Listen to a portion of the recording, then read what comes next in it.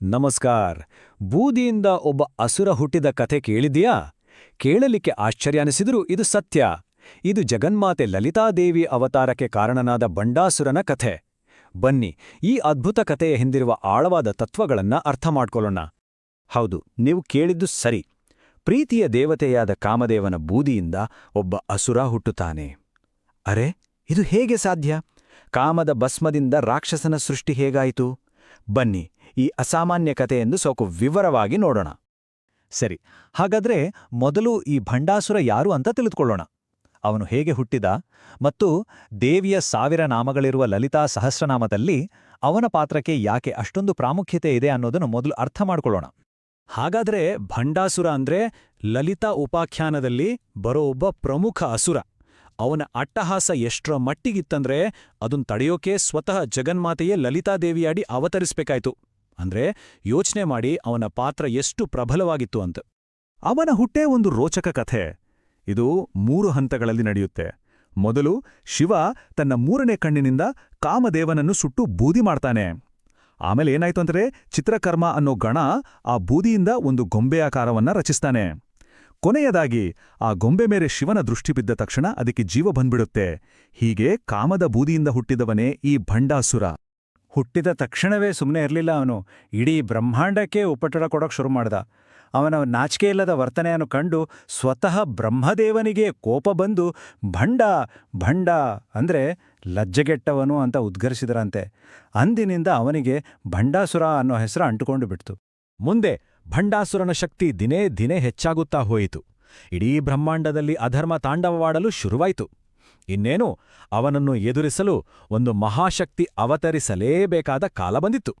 ಶಕ್ತಿ ಬಂದಮೇಲೆ ಭಂಡಾಸುರ ಸುಮ್ಮನಿರುತ್ತಾನಾ? ಇಲ್ಲವೇ ಇಲ್ಲ. ಶಿವನನ್ನ ಕುರಿತು ಘೋರ ತಪಸ್ಸು ಮಾಡಿ ತುಂಬಾನೇ ಜಾಣ್ಮೆಯಿಂದ ಒಂದು ವರವನ್ನೂ ಪಡೆದ.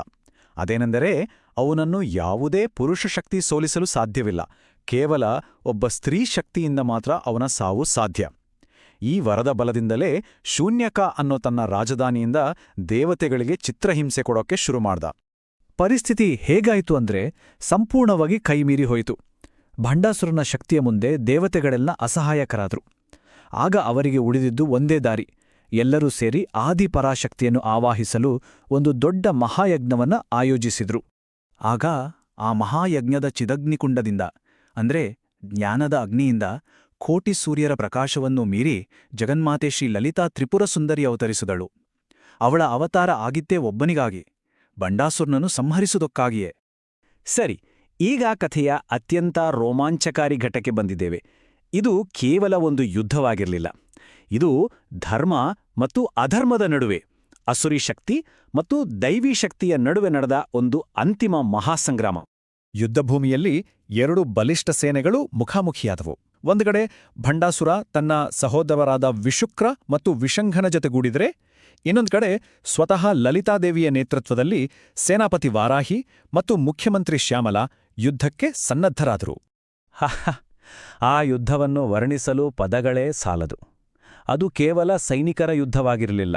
ಅದು ಜ್ಞಾನ ಮತ್ತು ಅಜ್ಞಾನದ ನಡುವಿನ ಮಹಾಸಂಗ್ರಾಮವಾಗಿತ್ತು. ಆ ಘೋರ ಯುದ್ಧದಿಂದ ಇಡೀ ಬ್ರಹ್ಮಾಂಡವೇ ಕಂಪಿಸಿ ಹೋಯಿತು. ಯುದ್ಧ ತನ್ನ ಅಂತಿಮ ಘಟ್ಟಕ್ಕೆ ಬಂದಿತು. ಭಂಡಾಸುರನ ಅಂತ್ಯಕಾಲ ಸಮೀಪಿಸಿತ್ತು. ಆಗ ಲಲಿತಾದೇವಿ ತನ್ನ ಅಂತಿಮ ಮತ್ತು ಅತ್ಯಂತ ಶಕ್ತಿಶಾಲಿ ಅಸ್ತ್ರವನ್ನು ಪ್ರಯೋಗಿಸಿದಳು. ಆ ದಿವ್ಯಾಸ್ತ್ರದ ಹೆಸರು ಕಾಮೇಶ್ವರಾಸ್ತ್ರ. ಆ ಒಂದೇ ಒಂದು ಅಸ್ತ್ರದಿಂದ ಭಂಡಾಸುರನ ಅಸ್ತಿತ್ವವೇ ಇಲ್ಲದಂತೆ ಆಯಿತು. ಅವನು ಸಂಪೂರ್ಣವಾಗಿ ಸುಟ್ಟು ಬೂದಿಯಾದ. ಇದರೊಂದಿಗೆ ಅವನ ಕ್ರೂರ ಆಳ್ವಿಕೆ ಅಂತ್ಯವಾಗಿ ಬ್ರಹ್ಮಾಂಡದಲ್ಲಿ ಮತ್ತೆ ಶಾಂತಿ ನೆಲೆಸಿತು. ಸರಿ, ಯುದ್ಧ ಮುಗೀತೋ? ಭಂಡಾಸುರನ ಸಂಹಾರವಾಯಿತೋ? ಕಥೆ ಇಲ್ಲಿಗೆ ಮುಗೀತೇ? ಖಂಡಿತ ಇಲ್ಲ.